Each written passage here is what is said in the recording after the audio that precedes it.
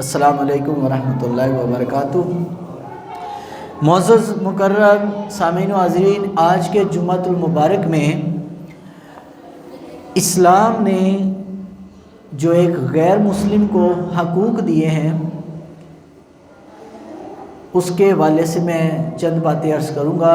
مختصر وقت ہے تو دعا ہے اللہ تعالی ہم سب کو اس پر عمل کی توفیق عطا فرمائے اور ہر معاملے کو دین کے مطابق سمجھنے کی توفیق عطا کرے۔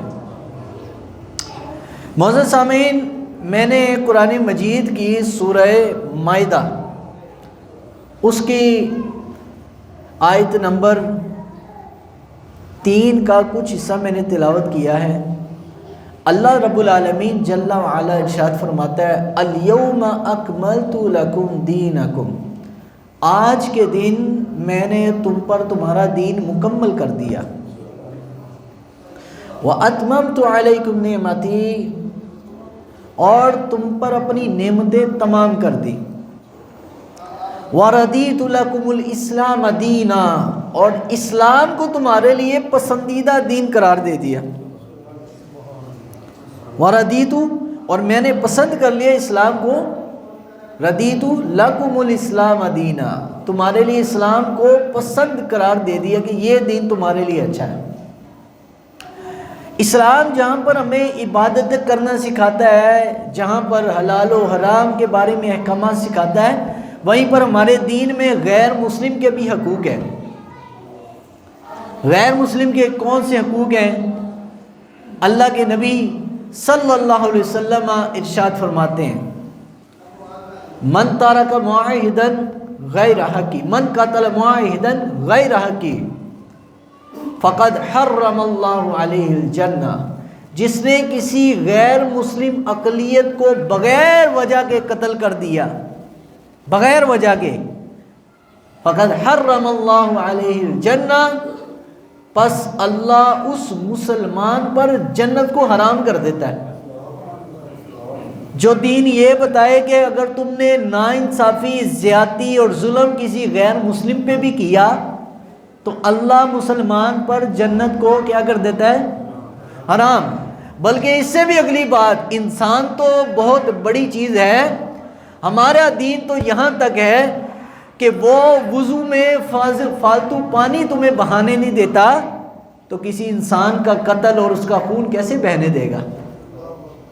جس دین میں اللہ کے نبی صلی اللہ علیہ وسلم نے بنی اسرائیل کی عورت کا تذکرہ کیا کہ وہ اچھا عمل اس کا کردار نہیں تھا، لیکن ایک جانور جو کہ مر رہا تھا، جس کو ہم کتا کہتے ہیں، نجس، پلیت، اس کو پانی پلانے کے لیے کوئی برتن نہ ملا کہ اب کیسے اس کو پانی پلاؤں، تو چونکہ وہ پیاس سے بلبلا رہا تھا، مر رہا تھا، تو اس نے برتن اپنا جوتا وہ داخل کیا کنویں میں جوتا وہ بھر کر آیا اور وہ پانی پلایا کتے کو، اللہ نے اس عمل کے سبب اس کو معاف کر دیا۔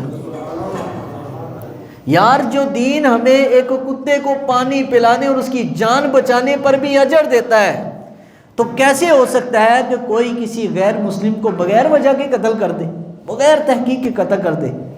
اب وہ جو قتل کر رہے ہیں اس کے سبب کیا ہیں، وہ اس پر میں بعد میں آؤں گا۔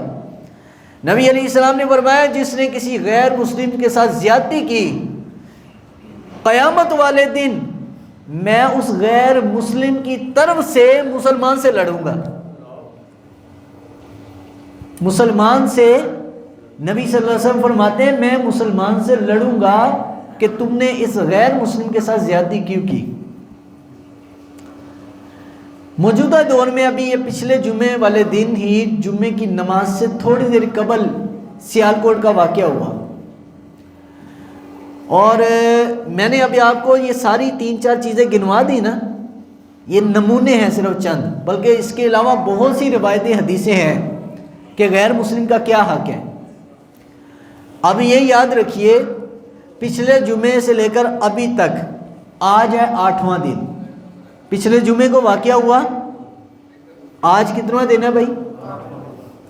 کسی نے بھی ٹی وی اینکر نے اخبارات میں کسی نے میڈیا پر آ کر یہ نہیں کہا کہ بھائی اسلام غیر مسلم کو حق دیتا ہے اور علماء تربیت کرتے ہیں، بلکہ پورا ہفتہ ٹی وی پر اینکر بیٹھ کر لوگوں کو اسلام کے خلاف اکساتے رہے اور مولویوں سے بگاتے رہے، یہ مولوی سکھا رہے ہیں یہ قتل و غارت کرنا، یہ مولوی ٹھیک نہیں ہے۔ اب میں نے جتنا عرصہ ہو گیا مجھے یہاں پر جمعہ پڑھاتے تقریباً جتنا عرصہ آپ کی گورنمنٹ موجودہ حکومت کو ہو گیا نا، اتنا عرصہ ہی مجھے یہاں جمعہ پڑھاتے ہو گیا۔ الیکشن سے ایک جمعہ پہلے میں آیا تھا یہاں پر جب الیکشن ہو رہے تھے، اب یہ آپ کی پی ٹی آئی گورنمنٹ کو چوتھا سال ہے اور مجھے بھی چوتھا سال ہے یہاں پر۔ اتنے عرصے میں جو آپ لوگ سنتے، کبھی آپ کو میں نے کہا کہ آپ کسی غیر مسلم کو قتل کریں؟ کبھی بولا کہ کسی کو قتل کر دو، مار دو اور اس کو اڑا دو؟ بلکہ آپ کو اچھی اچھی تلقینیں کرتا رہا ہوں کہ اسلام نے جس کو جو حق دیا اس کا حق اس تک پہنچاؤ۔ ایسا ہے کہ نہیں ہے؟ کبھی نہیں کسی کو کہا۔ اور اسی طرح ہمارے اساتذہ جس مسجد میں جس مدرسے میں چلے جائیں یہی تعلیم دی جا رہی ہے کہ بھائی اصل جو اسلام ہے لوگوں کو اس سے ناآشنا کیا جا رہا ہے، اور اسلام کا لبادہ اوڑھ کر لوگ، اب مثال دیتا ہوں کہ اگر کوئی شخص، جس طرح کہ آپ کے لاہور میں یوحنا آباد میں واقعہ ہوا، اور وہ واقعہ کیا تھا، توجہ رکھیے، وہ واقعہ کیا تھا جناب؟ ایک دو حافظ قرآن بھائیوں کو یوحنا آباد میں جہاں میٹرو اسٹیشن ہے وہاں پر قتل کیا گیا اور جلائی گئی ان کی لاش، جس طرح اس سری لنکن کی لاش کو جلایا گیا۔ آپ کے کسی میڈیا میں، کسی اخبار میں، کسی ٹی وی اینکر نے اور کسی بھی امن کے ٹھیکیدار نے ان کے حق میں آواز بلند نہیں کی؟ کیوں؟ وہ ایک مسلمان تھا اور ایک حافظ قرآن کی جان تھی۔ یہاں ایک سری لنکن کو آگ جلائی، ہم کہتے ہیں غلط کیا ہے۔ اسلام نے اگر کسی کو سزا بھی دینی ہے تو اس کو جلانے کا حق نہیں ہے۔ اسلام کی ہماری کتابوں میں لکھا ہے کہ جلانے کی سزا، آگ لگانے کی سزا صرف رب دیکھ سکتا ہے، بس۔ حضرت علی نے بھی جب خوارج کو جلایا تو ان خوارج کو جلانے پر حضرت علی مرتضیٰ کو صحابہ نے بتایا کہ یہ جو آپ نے جلایا ہے یہ جلانے کی سزا صرف اللہ ہی دے سکتے، تو آپ چونکہ ان پر اتنے غضبناک تھے خوارج پر کہ آپ رضی اللہ تعالیٰ نے جلا دیا تھا ان کو سزا کے طور پر۔ پھر بعد میں آپ نے فرمایا کہ نہیں، یہ جلانے کی جو حق ہے صرف رب کا ہے، کسی کو سزا بھی دینی ہو نا جلانے کی اجازت نہیں ہے۔ سیال کوٹ میں بھی جلایا گیا، یوحنا آباد میں بھی جلایا گیا، لیکن یوحنا آباد میں تو دو حافظ قرآن جلے، اسلامی ملک میں مسلمان مرا، اور مارنے والا کون تھا؟ مارنے والا مسلمان نہیں تھا یوحنا آباد میں، سیال کوٹ میں تو مسلمانوں نے مارا نا، سیال کوٹ میں مسلمان، یوحنا آباد میں مسلمانوں میں نے نہیں مارا، کس نے مارا؟ لیکن ہم نے کبھی بھی ممبر پر بیٹھ کر نہیں کہا کہ عیسائیوں نے ان کو قتل کیا اور یہ سب عیسائیوں کو مارو، نا نا نا نا نا۔ ہم اس چیز کے دعوے دار اور اس چیز کے لوگوں کو اکسانے والے نہیں، ہم چاہتے ہیں جو اسلام نے کسی غیر مسلم کو حق دیا ہے ہم اس کے حق میں آواز بلند کریں گے، لیکن جو اسلام نے مسلمان کو حق دیا ہے تو ہم کسی کو چھیننے نہیں دیں گے۔ اب جتنی بے پورا ہفتہ یہ سیال کوٹ کے واقعے پر ہوئی، تو جب 2015 میں یوحنا آباد میں دو مسلمان حافظ قرآن بھائیوں کو جلایا گیا، تب یہ ٹی وی اینکر امن کے ٹھیکیدار کہاں مر گئے تھے؟ اسلام تو اتنا خوبصورت مذہب ہے کہ حضرت عمر رضی اللہ تعالیٰ عنہ آپ ہر سال خطبہ حجۃ الوداع جب خطبہ دیتے حج کا، آپ مکہ مکرمہ میں سارے علاقے کے گورنروں کو اکٹھا کرتے، گورنروں کو بلاتے، سارے گورنروں کو بلا کر حضرت عمر رضی اللہ تعالیٰ عنہ جس علاقے کے گورنر کو بلاتے اپنے پاس کہ بھائی ادھر کھڑا ہو جا، پھر اعلان کرتے بھائی عراق کے جو لوگ ہیں وہ آ جاؤ، خمس کا گورنر آتا تو کہا خمس کے لوگ آ جاؤ، فلسطین کے لوگ آتے تو کہا فلسطین کا گورنر آ جاؤ، لوگوں کے سامنے لوگوں سے کہتے ہیں بھائی یہ گورنر ہے جس کو میں نے مقرر کیا، آپ کو اس سے کوئی شکایت ہے؟ آپ کے ساتھ اگر یہ ناانصافی کرتا ہے یا آپ کا حق کھاتا ہے یا آپ کے فیصلے ٹھیک نہیں کرتا، کسی قسم کی شکایتیں کرو۔ ہر سال حضرت عمر نے پابندی لگائی تھی، اپنے گورنر کو کہتے حج پر لازمی آنا ہے، سب لوگ جاتے، سب لوگوں کو کھڑا کرتے۔ ایک دن حضرت سیدنا سعید بن عامر رضی اللہ تعالیٰ عنہ کے متعلق لوگوں نے شکایت کی، 5 شکایت تھی، وقت تھوڑا ہے لیکن میں صرف 2 پر بات کروں گا۔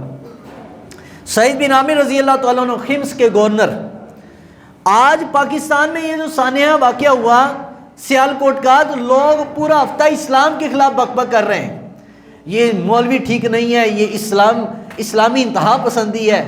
اوے ہم نے کبھی ان کے حق میں بات کی ہے کہ انہوں نے ٹھیک کیا ہے؟ بالکل غلط کیا ہے۔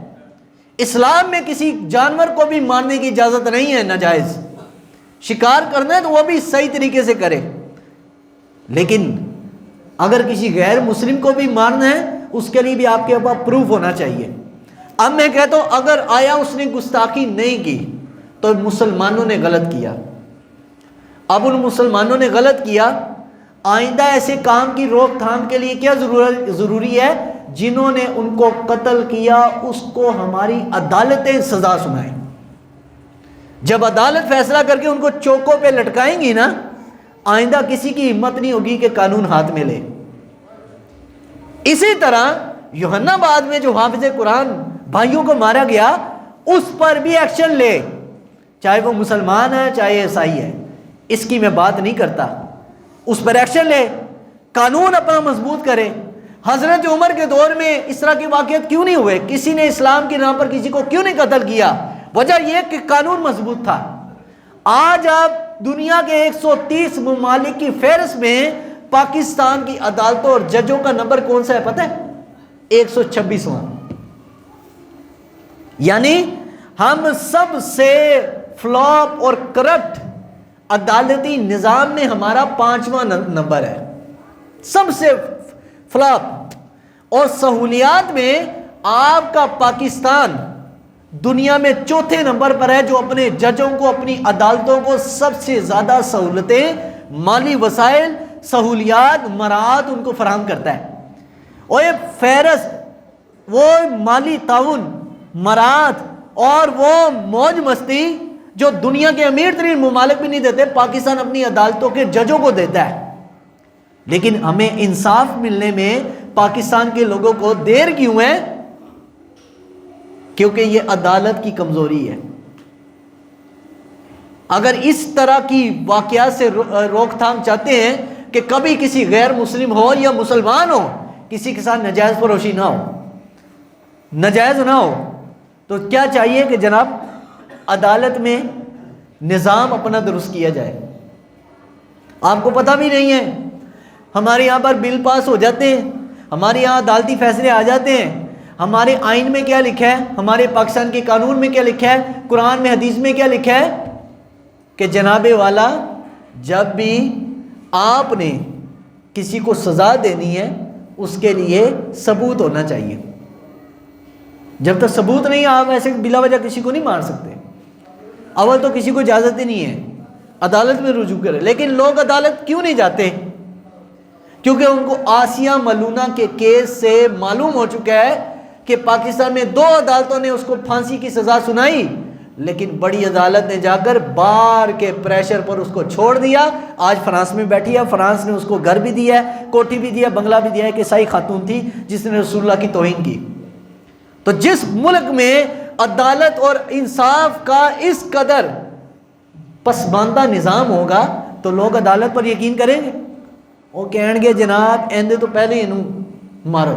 ہم اس کے حامی نہیں ہیں، یہ میں بار بار اس بات کو کہہ رہا ہوں، اس کے حامی نہیں ہیں، لیکن اس میں کمی کیا ہے کہ آپ اپنے عدالتی نظام، اپنے قانونی نظام کو مضبوط کریں۔ ایک ہی قانون سب کے لیے برابر ہو، امیر ہو یا غریب ہو۔ ایسا نہ ہو کہ 50 روپے کے اسٹامپ پیپر پر آپ کو عدالت میں وہ جمع کرائے اور وہ لندن بھاگ جائے علاج کے لیے، جس کے اوپر آپ نے بلیم لگایا کہ جناب 300 ارب روپے کا اس نے گھپلا کیا ہے۔ اب ممبر پر بیٹھ کے میں اس کا نام نہیں لینا چاہتا. اور ایک غریب آدمی جس نے کسی سے پیسے کسی نے اس کے ہتھیائے، اس نے کیس کیا، میرا اپنا ایک شاگرد ہے، مرید ہے جناب، 4 سال ہو گئے عدالت میں چکر لگا رہا ہے، کبھی سپریم کورٹ کبھی ہائی کورٹ. 6 لاکھ روپیہ کسی نے لیا، ابھی تک واپس نہیں کیے. عدالت میں وہ شخص آتا ہے، نہ اس کو پولیس گرفتار کرتی ہے نہ اور کچھ. نچلے طبقے میں 4 سال ہو گئے اس کو وکیلوں کو پیسے دیتے ہوئے. تو جس ملک میں وکیلوں کے منہ بھرے جا رہے ہوں، اور یہ شکر کریں اللہ کا، یہ مولویوں کے پاس جو ہے نا یہ نکاح پیپر، نکاح فارم، اگر کبھی وکیلوں کے پاس ہو نا تو وکیل 1 لاکھ روپے سے کم تم سے نہ لے. لوگ براتا آن تے براتا جان ہے کہ مولوی وکیل نے تمہارے لیے وہ سٹامپ پیپر، وہ جو پیپر ہے نکاح پیپر، وہ تمہیں نہیں دے گا، نہ ہی بیوی تمہارے نام لگے گی. قانونی لحاظ سے نکاح تو ہو جاتا ہے ایسے بھی، لیکن فارم آپ کے پاس نہیں ہوگا. وکیل نے کہنا بھائی 1 لاکھ روپے دیں گا تو میں تمہیں جاری کراں گا. شکر کرے کہ مولوی یہ 2-2 3-3 ہزار میں تمہارا نکاح پڑھا دیتے ہیں. اگر یہ بھی کسی وکیل کے پاس ہو، کسی جج کے پاس ہو، تو 20-30 سال انتظار کرو گے پھر جا کے تمہیں وہ ملے گا. یہ سارا پاکستان میں جو کمی ہے اس وقت، یہ سانحات واقع ہو رہے ہیں، اس سب کی ذمہ داری مولوی پر نہیں ہے. مولوی سب کچھ بتا رہا ہے. کیوں بھائی؟ جو شروع میں آئے ہو میں نے بتایا کہ نہیں بتایا؟ غیر مسلم کا کتنا حق ہے، کتنا حق ہے. حضرت عمر نے اس زمانے میں جب ملک شام فتح ہوا، یرموک کی جنگ، یرموک کے علاقہ جو تھا وہ علاقے میں غیر مسلم عیسائی جو تھے، جو مسلمانوں کے ماتحت اقلیت بن چکے تھے، وہ علاقہ سارا عیسائیوں کے پاس تھا. اب اس علاقے میں سیدنا عمر رضی اللہ تعالیٰ عنہ، جب آپ کے پاس ایک خط آیا، سیدنا عمر کے پاس کیا آیا بھائی؟ خط آیا حضرت ابو عبیدہ بن الجراح کا. حضرت ابو عبیدہ اس علاقے کے بہت بڑے سپہ سالار تھے ملک شام کے، اور انہوں نے حالت لکھی کہ یرموک کی جنگ ہوئی ہے تو اس علاقے کے عیسائیوں کا بڑا نقصان ہوا ہے، تو اگر یہ ٹیکس دیں گے، ہمیں جزیہ دیں گے، تو یہ عیسائی بیچارے بھوکے مر جائیں گے، ان کے پاس کھانے کو روٹی نہیں ہوگی. اگر یہ ٹیکس دے دیا تو یہ زندہ نہیں بچ پائیں گے، ان کے پاس کچھ ہوگا ہی نہیں. حضرت عمر کو جب یہ خط پہنچا، سیدنا عمر ابن الخطاب نے دوبارہ جواب لکھا، فرمایا یہ یرموک کے علاقے میں جتنے عیسائی رہتے ہیں شام میں، اس سال کا ان کا ٹیکس ہم معاف کرتے ہیں. یہ مسلمان کا ٹیکس معاف نہیں ہو رہا، کس کا ہو رہا ہے بھائی؟ عیسائیوں کا. کس کا ہو رہا ہے؟ غیر مسلم عیسائی جو تمہارے ساتھ مسلمان نہیں ہیں، کلمہ نہیں پڑھتے، تمہارے ماتحت ہیں. چاہتے تو حضرت عمر کہتے ہیں نہیں بھائی ٹیکس لینا ہے، کیونکہ وہ جنگ ہوئی، بہت زیادہ نقصان ہوا ان کا، اس علاقے میں فصلیں تباہ ہو گئیں، کاروبار، مارکیٹیں، سارا نقصان ہو گیا. حضرت ابو عبیدہ بن الجراح نے اپنی جیب نہیں بھری، چل یار مینوں تو لا دے تھوڑے جے تو میں ٹیکس معاف کرا دیتا ہوں. جیسے آج کل آپ انکم ٹیکس آفس چلے جائیں، آپ کسٹم کے پاس چلے جائیں، کسی ادارے میں چلے جائیں، وہ سیکٹری لیول کا جو بندہ ہو گیا ہے، 2 لاکھ مینوں دے، 2 کروڑ مینوں دے، 6 کروڑ تیرا ٹیکس معاف کرا دیتا ہوں. آپ جائیں انکم ٹیکس آفس جائیں، نیچے چپڑاسی سے لے کر کلرک سے لے کر اوپر سیکٹری لیول تک، 22ویں گریڈ 21ویں گریڈ کے افسر تک سارے دیہڑیاں لگا رہے ہیں، اور پاکستان کو کھوکھلے پہ کھوکھلا کری جا رہے ہیں. جس بندے پر 10 کروڑ ٹیکس بنتا ہے وہ 1 کروڑ سیکٹری کو لگا کر 9 کروڑ معاف کرا لیتا ہے. حضرت ابو عبیدہ جراح نے ایسا نہیں کیا، فرمایا یہ دیکھو عمر نے خط لکھا، اس سال کا ٹیکس تم پر معاف کر دیا گیا. وہ سارے عیسائی ہش ہش کرنے لگے کہ روم کی سلطنت کے ماتحت جب ہم رہتے تھے، رومی بادشاہ علاقے عیسائی تھا، غیر مسلم تھا، وہ مسلمان نہیں تھا، ہمارا ہم مذہب تھا، اس نے کبھی بھی ہمارا ٹیکس معاف نہیں کیا، ہم چاہے بھوکے رہے کچھ بھی کریں اس کو ٹیکس دینا ہوتا تھا، لیکن تم مسلمان ہو کر تم نے ہمارا ٹیکس کیوں معاف کیا؟ انہوں نے کہا اس لیے کہ ہم نہیں چاہتے کہ تم بھوکے مر جاؤ. عمر کہتا ہے کہ اگر تم بھوکے مر گئے قیامت کو عمر سے پوچھا جائے گا.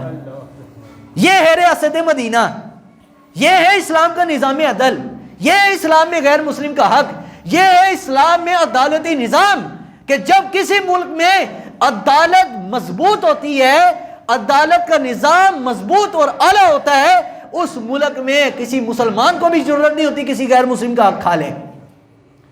لیکن یہاں پر کیا ہے؟ یہاں پر اسلام کے نام پر بنا ہوا ملک، اسلام کے نام پر، وہ ایک سری لنکن کے مرنے پر اس کو کسی نے قتل کیا، غلط کیا، اس کو مارنے پر تو پوری قوم آج شاہ چھوٹ اٹھی، ہائے مولویوں نے بہت غلط کیا ہے. مجھے ٹویٹر پر لوگ میسج کر رہے ہیں اے سارا کم مولویوں دا ہے، مسلمان دہشت گرد ہے. اپنے مسلمان ہی کہہ رہے ہیں. ٹویٹر پر جو لوگ مجھ سے انگیج ہیں، جن کا تعلق ہے، کہتے ہیں تسی مولویوں نے سکھایا ہے. میں نے کہا بھائی مولویوں نے کچھ بھی نہیں سکھایا، مولویوں نے یہی سکھایا جو جس کا حق ہے اس کو پہنچاؤ. ہمیں مارنے کا حق نہیں ہے، عدالت میں بتانا چاہیے. لیکن لوگ فرض کریں اس نے اگر گستاخی کی ہو، اگر مجھے نہیں پتا کی ہے کہ نہیں، لیکن میں ایک بات کر رہا ہوں، اگر نہیں کی تو پھر بھی کسی کو حق نہیں بنتا، پھر تو زیادہ گناہ ہے. اگر کی بھی ہے پھر بھی کسی کو حق نہیں پہنچتا کہ وہ کسی کو قتل کرے. بلکہ کہاں پر بتایا بھائی؟ عدالت. پھر عدالت کے اوپر ہے، جج سے اللہ کل کو پوچھے گا تو نے فیصلہ ٹھیک کیا یہ غلط کیا. ہمیں حق نہیں ہے. لیکن لوگ کیوں نہیں عدالت جاتے پتہ ہے؟ اس کی وجہ یہ ہے کہ لوگوں سے اس قدر زیادتیاں ہو رہی ہیں عدالتی نظام میں کہ پچھلے دنوں اخبار میں آیا ایک شخص کو عدالت نے باعزت رہا کیا اور پتہ چلا عدالت کو کہ جناب وہ جیل میں مر گیا، اس کو مرے ہوئے 10 سال ہو گئے. جس کو مرے ہوئے ہی 10 سال ہو گئے تو جب اخبار میں لوگ پڑھیں گے وہ کہتے ہیں یار چھڑ پرے یار عدالت کی جانا ہے، بس ٹھیک ہے جے میں بھی اپنا حق خود لو. پھر تو گستاخ رسول اگر کوئی گستاخی کرے گا کبھی بھی کوئی عدالت نہیں جائے گا. اسے یقین ہی نہیں ہے عدالت پر. یقین عدالت مولوی کا کام نہیں ہے کہ عدالت کا یقین بحال کرے، یہ عدالت میں بیٹھے ہوئے ججز کا کام ہے کہ اپنا یقین بحال کروائیں، لوگوں کو یقین دلوائیں کہ ہم آپ کے ساتھ انصاف کریں گے، آپ کا کیس لمبا نہیں لٹکائیں گے. یہاں پر تو عدالتوں میں کیس چلے جاتا ہے، لوگ مرے ہوئے 10 سال ہوتے ہیں پھر باعزت رہا ہو رہے ہوتے ہیں. میرے سامنے کئی لوگ آتے ہیں یار مولوی صاحب دعا کر دو یار کیس پھنسا ہوا ہے، ہم نے کسی نے ہماری زمین پر قبضہ کیا ہے، کسی نے ہم سے پیسے دیے، عدالت میں کیس لگا ہوا 4 سال، بیچارے کرائے کے مکانوں پر رہتے ہیں اور عدالت میں جانے کے ان کے پاس رکشے کے کرائے کے پیسے نہیں ہیں. یہ وجہ یہ ہے کہ ہمارے پاکستان کا عدالتی نظام فلاپ ہے، فلاپ عدالتی نظام. جب جس ملک میں عدالتی نظام فلاپ ہوگا، وہ چرچل نے کیا کہا تھا، برطانیہ کا وزیر اعظم، جب جنگ عظیم لگی ہوئی تو چرچل کو بتایا گیا کہ پورا لندن جو ہے برباد ہو گیا، برباد ہو گیا لندن، لندن میں کوئی بھی عمارت سلامت نہیں رہی، اتنی بمباری کی گئی. اس نے کہا کہ کوئی غم نہیں، بتاؤ عدالت میں انصاف ہو رہا ہے کہ نہیں؟ اس نے کہا بالکل ہو رہا ہے. اس نے کہا اگر عدالت ہماری ٹھیک ہے تو انشاءاللہ یہ جنگ ہم جیت جائیں گے.